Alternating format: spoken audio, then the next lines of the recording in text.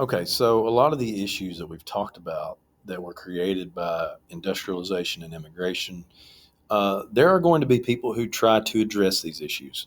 Now, important to note here that those issues aren't really going to be addressed by the federal government. They're going to be addressed by local groups, individuals, private organizations. Those are going to be the entities that try to, uh, that seek out solutions to some of the problems that have been created. So that's what we're going to look at here. The Gospel of Wealth. This was an idea from Andrew Carnegie, who wrote about it extensively. These major corporate giants, these individuals who are these major corporate giants, they are looked at as in two different ways. They're looked at by some people as being captains of industry, which uh, the connotation there is that they brought positive things to society, positive things to the United States, to the economy, that they were innovators, and uh, you know it brings forth a positive connotation of those people. But they're also known as robber barons by some, in that they're manipulating the government to get their way. They're exploiting their labor force. They're trying to eliminate all competition so that they can make as much money as possible. And this gospel of wealth idea, it kind of supports the idea of captains of industry. This was the belief that the wealthy had a moral obligation to help those who were less fortunate uh, with their own wealth.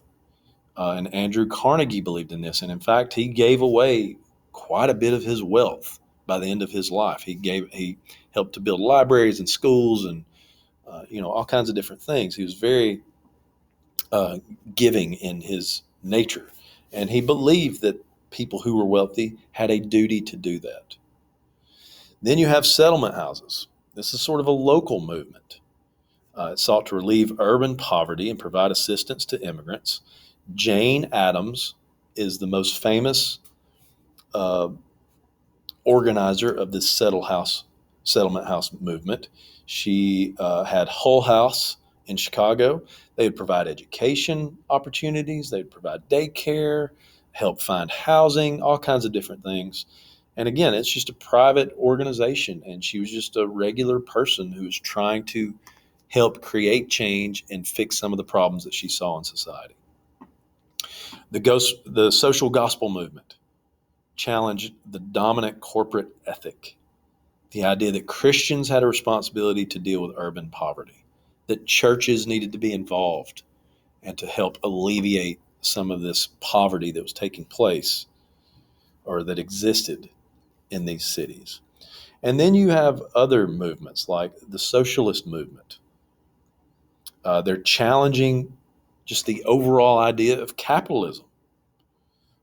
Some famous socialists include Edward Bellamy with his Looking Backward book about a utopian socialist society that fixed all the social and economic injustices of the time.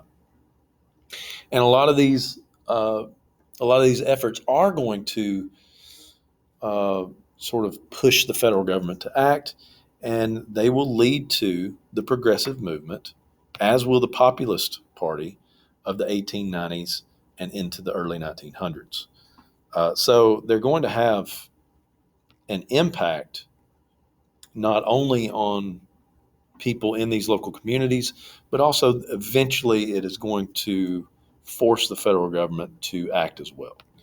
And finally, some of the social challenges of the Gilded Age, women's rights, African American rights, things of that nature. Here are some things that took place to address those issues.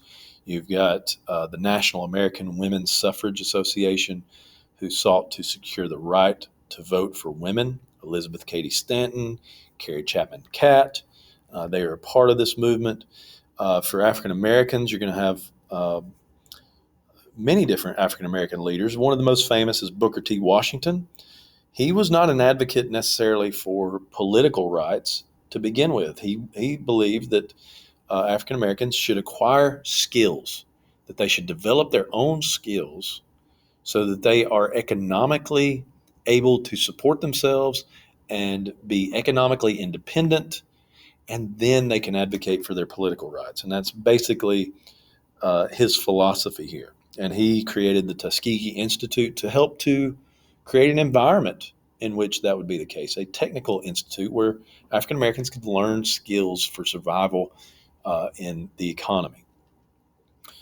So those are the major social movements of the era. It's not going to be a lot of progress during this time period, but you're going to see some, and especially with women, when we get into the progressive movement, they're going to have some major victories during that time period, and it stems from this particular time period.